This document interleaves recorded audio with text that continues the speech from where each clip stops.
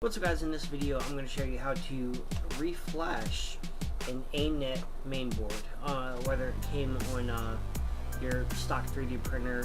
Mine's, in my case, mine's a Alunar, the M505 3D printer. It really doesn't matter what printer it came on. This is pretty much just a software side video on how to reprogram a board not using the Arduino IDE. And the reason why we cannot use the Arduino IDE is because of the Anet chip that is on our main board. It is a 1284P, and as you know, the Arduino IDE doesn't support that type of chip. You're going to have to connect power to it, so make sure that you have power.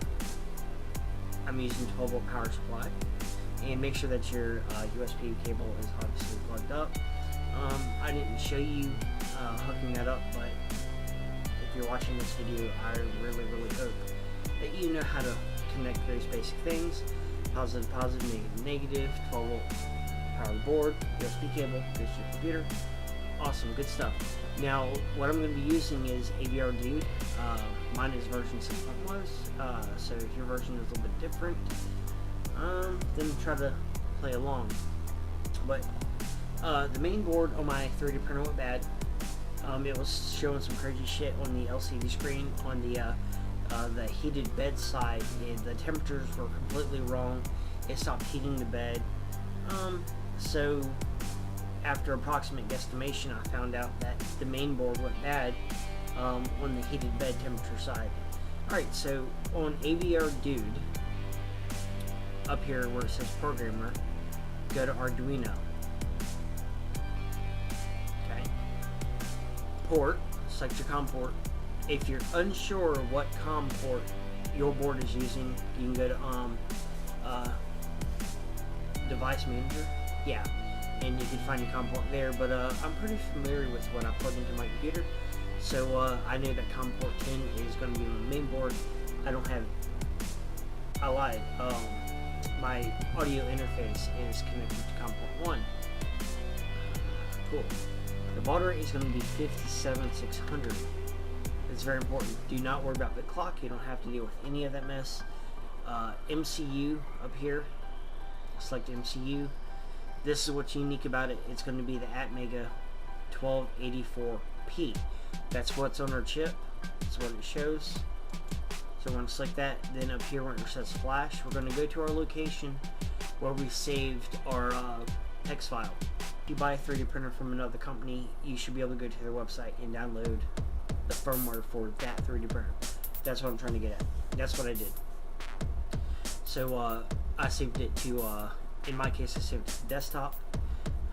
So obviously desktop, M505 firmware. Click on it, and you can see we've got the flash right here, and it's got the location of where our hex file is. And we are going to click Program. So what it's doing right now, it's going to erase everything on the EEPROM. It's going to erase everything on that board, and it's going to reflash new firmware onto it, which is going to be great. The reason why, because it says that it's going to erase everything on the board, is when I got this board from eBay, it's the same exact board that comes on the 3D printer. It's an Anet version 1.0, but on eBay, in the listing, it said that it ships randomly with different firmware, so you can't actually select what firmware you need. So they gave me all the links I needed to, and this one was the A82004, and it's got the bed dimensions and the height dimensions and X, Y, Z, and all that crap. I'm not worried about the firmware that came on this board. I'm worried about the firmware that came with my 3D printer. So as you can see, AVR Dude.exe done. Thank you. Everything seems to gone off without a hitch, and our board is now flashed. I can go ahead and install this on my printer, but I'm not going to show you that in this video because I've got some upgrades. And what caused all this crap was, this is the original hotbed that came with the 3D printer. You can see it's got a hole right here for the thermistor, but on one of the pins, The pin right here is all burnt to hell. That's no good. Not one little bit.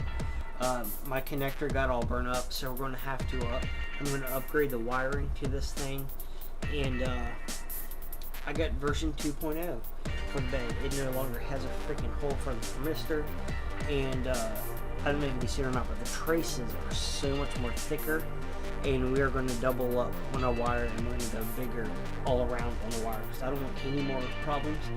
And in a future project, I'm going to use that printer